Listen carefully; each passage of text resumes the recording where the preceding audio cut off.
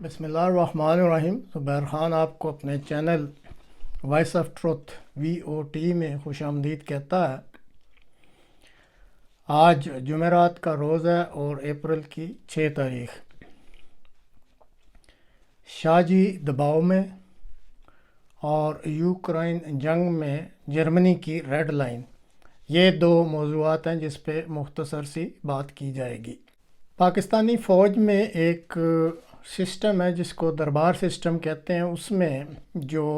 Ranks and file ہیں وہ اکٹھے ہو کے آزادی کے ساتھ اپنی رائے دیتے ہیں. اسی طرح افسران کے ساتھ بھی گیریزن لیول یا جیسے ریجنل سطح پہ میٹنگز ہوتی رہتی ہیں اور وہاں بھی ان کو اجازت دی جاتی ہے کہ وہ اپنا نقطہ نظر بیان کریں. جو تازہ ترین سروے کیے گئے ہیں، ایک رپورٹ کے مطابق جو پاک فوج کی حاضر سروس کی ایک بہت بڑی تعداد ہے جس نے اپنے چیف کو یعنی شاہ جی کو یہ رائے دی ہے کہ عمران کو دوسری دفعہ اقتدار دینا چاہیے. یعنی انہوں نے اس چیز کی حمایت کی ہے کہ عمران خان کو ایک دفعہ اقتدار دوبارہ ملنا چاہیے. کچھ ایسا ہی نظریہ جو ہے وہ عدلیہ، بیوروکریسی، پولیس اور عام پبلک کا بھی سامنے آیا ہے. اب پنجاب جو دراصل پاکستان کہلاتا ہے، اس خطہ میں نون لیگ اور تحریک انصاف میں آپس میں بہت ہی بری طرح ٹھن گئی ہے. آپس کا جو مقابلہ ہے، یا لفظی جنگ کہہ لیں یا سیاسی جنگ کہہ لیں، بہت بری طرح ایک دوسرے کے وہ آمنے سامنے آ چکے ہیں. رانا ثناء اللہ جو کہ اس وقت نون لیگ میں وزیر داخلہ ہیں، انہوں نے تو کھل کر کہا ہے کہ اس وقت صورتحال ایسی ہے کہ پنجاب میں تحریک انصاف یا نون لیگ میں سے ایک ہی سروائیو کر سکتا ہے. اب اعلیٰ عدلیہ کے فیصلہ کے مطابق پنجاب میں 14 مئی کو انتخابات کرانے ضروری ہیں، اور ماضی کا تجربہ بتاتا ہے کہ اعلیٰ عدلیہ کی حکم عدولی اگر کی جائے تو پھر وہ سزا پہ منتج ہوتی ہے.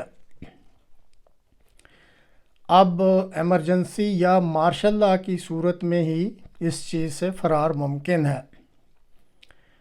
اور یہ ایمرجنسی یا مارشل لاء چھڑی والی سرکار ہی لگا سکتی ہے. تو جیسے ابھی بیان کیا ہے کہ جو تازہ ترین سروے کیے گئے ہیں اس کے مطابق فوجیوں کی جو حاضر سروس ہے ان کی ایک بڑی تعداد اس چیز کی حامی ہے کہ عمران خان کو ایک مرتبہ پھر اقتدار دینا چاہیے. اب جب یہ سروے سامنے آیا تو پھر شاہ جی کی جو ہے وہ دال گلتی نظر نہیں آ رہی، یعنی ایمرجنسی لگانے کی یا مارشل لاء والی بات. اسی طرح یہ بھی خبر ہے کہ بعض دوست ممالک نے بھی خبردار کیا ہے کہ اگر پاکستان میں ایمرجنسی یا مارشل لاء لگایا جاتا ہے تو یہ مزید خرابی کی طرف معاملہ چلا جائے گا. اب جب شاہ جی نے باؤجی کو یہ ساری صورتحال بتا دی، لیکن دوسری طرف انہوں نے باؤجی کو یہ آزادی دی ہے کہ آپ نون لیگ سے کہہ دیں کہ سپریم جوڈیشنل کونسل کو وہ استعمال کر سکتے ہیں. اور جس طرح پہلے بھی ایک دفعہ بات کی گئی تھی کہ اس کی صورتحال یا پاسبلٹی دیکھیں کہ فائز عیسیٰ صاحب کو کس طرح چیف جسٹس بنایا جا سکتا ہے، اور اسی طرح انہوں نے کھلی چھٹی دے دی ہے کہ عمران خان کو اگر آپ کسی بھی طریقے سے نااہل کروا سکتے ہوں تو کروا دیں. اس سلسلے میں پاک فوج کی طرف سے کوئی مداخلت نہیں کی جائے گی. اور اسی بنا پر پھر جو آج کی خبر ہے کہ ایک عدت کا مقدمہ بنا کر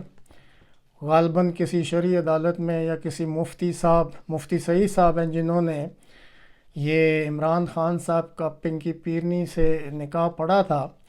اور شنید ہے کہ یہ عدت کی مدت پوری نہیں ہوئی تھی.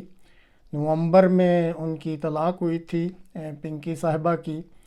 اور غالباً یہ پہلا نکاح جنوری میں کہیں پڑھ دیا گیا. بعد میں مفتی صاحب کو کچھ علم ہوا کہ غلطی ہو گئی تو پھر انہوں نے فروری میں دوبارہ یہ نکاح پڑھا تھا.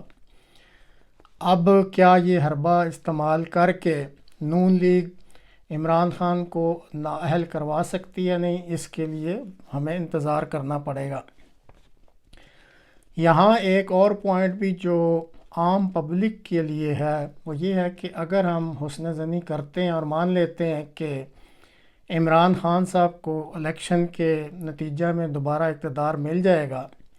لیکن دیکھنے والی بات یہ ہے کہ کیا پاکستان میں کوئی تبدیلی بھی آئے گی یا نہیں۔ تو اس میں نے چند پوائنٹ نوٹ کیے ہیں جو میں آپ کے سامنے رکھتا ہوں کہ اس ملک میں جہاں تک سیاسی مقاصد کے لیے مذہبی کارڈ استعمال کرنے کا تعلق ہے تو نون لیگ اور تحریک انصاف میں قطعاً کوئی فرق نہیں ہے،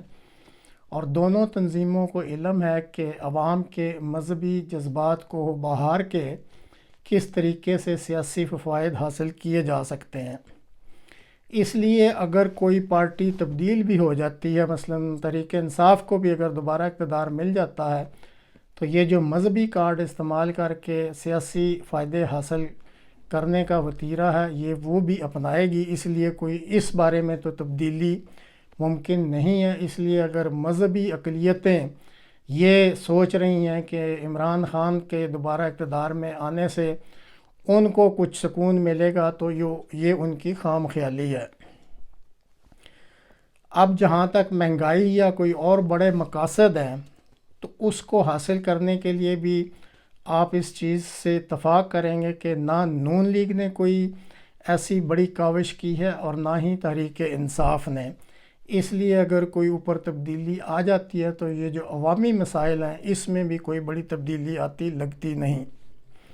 یہ پاکستانی عوام جو ہیں یہ اسرائیلی عوام یا فرانس کے عوام نہیں ہیں کہ جو بڑے مقاصد کو سامنے رکھ کے کوئی جدوجہد کر سکیں، اور نہ ہی یہ جو دونوں پارٹیاں ان کے سامنے کوئی ایسے بڑے عوامی مقاصد ہیں جس میں عوام کا فائدہ ہو کہ اس کو سامنے رکھ کے یہ کوئی احتجاج کر سکیں یا کوئی تحریک چلا سکیں۔ اسی طرح بھارت اور کشمیر جو ہے یہ دو ایسے بوائلنگ پوائنٹ ہیں جس پہ قوم کے جذبات کو اکثر ابھارا جاتا ہے، تو اس بارے میں بھی یہ جو دونوں پارٹیاں ان کی پالیسی میں کوئی فرق نہیں ہے، اس لیے اس بارے میں بھی کوئی تبدیلی آتی نہیں لگتی۔ اب کئی سالوں سے بلوچستان، KPK اور سندھ میں جو ہے وہ لوگ اٹھا لیے جاتے ہیں جن کو مسنگ پرسنز کہا جاتا ہے، اور کبھی بھی پنجاب سے کوئی ایسی توانا آواز، چاہے وہ نون لیگ کی حکومت ہو یا تحریک انصاف بھی رہی ہے 3-4 سال اقتدار میں، کبھی کوئی توانا آواز اس بارے میں نہیں اٹھائی گئی۔ یہ جو منفی رویہ ہے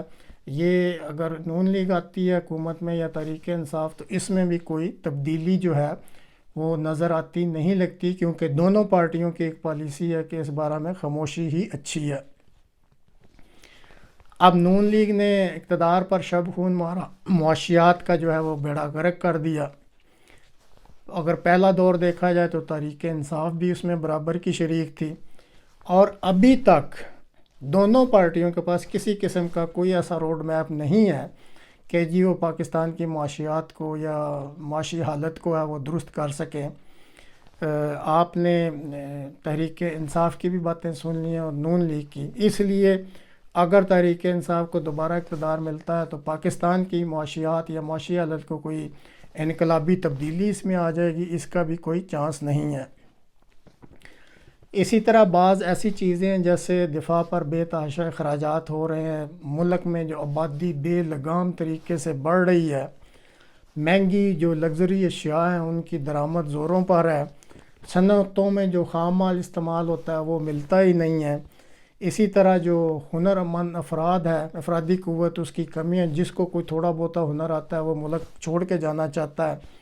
اور ایک ایسا سیکٹر ہے ریئل اسٹیٹ کا جس میں بے لگام طریقے سے انویسٹمنٹ کی جا رہی ہے۔ تو اگر آپ نون لیگ کی پالیسیوں کا جائزہ لے لیں یا تحریک انصاف کا، تو ان پارٹیوں کے پاس کسی قسم کا ایسا روڈ میپ نہیں ہے، نہ ہی انہوں نے کبھی بات کیا کہ وہ ان چیزوں پہ کیسے قابو پائیں گے۔ اس لیے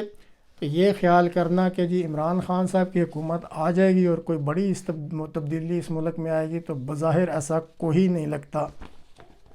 ایسا ہوتا نہیں لگتا۔ ٹھیک ہے الیکشن کے نتیجے میں اگر ہو جاتے ہیں تو جو اقتدار کے ایوان ہیں اس میں چہرے تو تبدیل ہو جائیں گے، لیکن جہاں تک ملک میں کسی بہتری کا تعلق ہے تو بظاہر کوئی ایسے آثار نہیں لگتے کہ اگر عمران خان صاحب کو دوبارہ اقتدار دے دیا گیا تو کوئی بڑی تبدیلی آئے گی۔ ان چیزوں کا شاہ جی صاحب کو بھی اچھی طرح علم ہے، اور اسی لیے وہ اس وقت دباؤ میں بھی ہیں کہ اگر تبدیلی آتی بھی ہے تو کسی اور طرف یہ تبدیلی نہ نکل جائے بجائے ملک میں بہتری آنے کے۔ لیکن جہاں تک مارشل لا اور ایمرجنسی کا تعلق ہے، آپ کو بتا دیا ہے کہ فوج میں حاضر سروس افراد کی، افسران کی، یا جو نچلے رینکس کے لوگ ہیں ان کی بڑی تعداد جو ہے وہ اس بات کی حامی ہے کہ نہیں، صاف شفاف الیکشن ہونے چاہیے، اور عمران خان کو اگر دوبارہ اقتدار ملتا ہے تو ان کو دیا جانا چاہیے۔ تو اس دباؤ سے بچنے کے لیے انہوں نے پھر باؤجی کو اور نون لیگ کو کھلی چھٹی دی ہے کہ آپ خود کچھ سوچ لیں کہ آپ عمران خان کو کس طریقے سے اس ریس سے، الیکشن کی سے باہر کر سکتے ہیں، اس میں آپ کو کھلی چھٹی ہے۔ اب جہاں تک یوکرائن میں جو جاری جنگ کا تعلق ہے تو اس میں جرمنی کے ایک موجودہ چانسلر ہیں اور یہ منسٹر بھی ہیں برائے اکنامک افیئرز اور کلائمیٹ ایکشن، ان کا نام ہے رابرٹ ہابیک صاحب۔ یہ 2021 میں یوکرائن کے دورہ پر گئے تھے اور اس وقت یہ گرین پارٹی کے لیڈر تھے، تو انہوں نے اسی حیثیت میں یہ دورہ کیا تھا۔ اس وقت انہوں نے وہاں ایک بڑا بلند قسم کا بیان دیا تھا کہ یوکرائن کو، یورپ کو ہر قسم کے ہتھیار اور فوجی مدد دینی چاہیے تاکہ وہ اپنا دفاع کر سکے۔ اب جب کہ ان کے پاس جرمنی کے وائس چانسلر کا عہدہ ہے اور اسی طرح اکنامک افیئرز اور کلائمیٹ ایکشن کے وہ وزیر ہیں، تو دوبارہ وہ یوکرائن گئے اور وہاں پہ انہوں نے اس دفعہ یوکرائن سے جو اس کی ریکنسٹرکشن ہے اس سلسلے میں جو بات چیت کرنی ہے یا کیا مدد جرمنی کر سکتا ہے۔ تو وہاں پہ جانے سے پہلے انہوں نے ایک اور انٹرویو دیا ہے جس کا بڑا چرچا ہے اس وقت، اور اس انٹرویو میں انہوں نے واضح طور پہ کہہ دیا ہے کہ جرمنی کو یوکرائن اور روس کی اس جنگ میں پارٹی نہیں بننا چاہیے، اور ساتھ ہی انہوں نے واضح کہا ہے کہ جرمن فوجیوں کی یوکرائن میں موجودگی یہ وہ ریڈ لائن ہے جس کو جرمنی کو کبھی کراس نہیں کرنا چاہیے۔ اب وقت کے ساتھ ساتھ اس جنگ کے بارے میں جو کہ روس اور یوکرائن میں جاری ہے، آپ محسوس کر سکتے ہیں کہ اب مختلف قسم کے جو نظریات ابھرنے شروع ہو گئے ہیں، اور ایسا لگتا ہے کہ بعض یورپین ممالک کو یہ بات سمجھ آ رہی ہے کہ امریکہ بہادر ان کے ساتھ کیا کھلواڑ کر رہا ہے،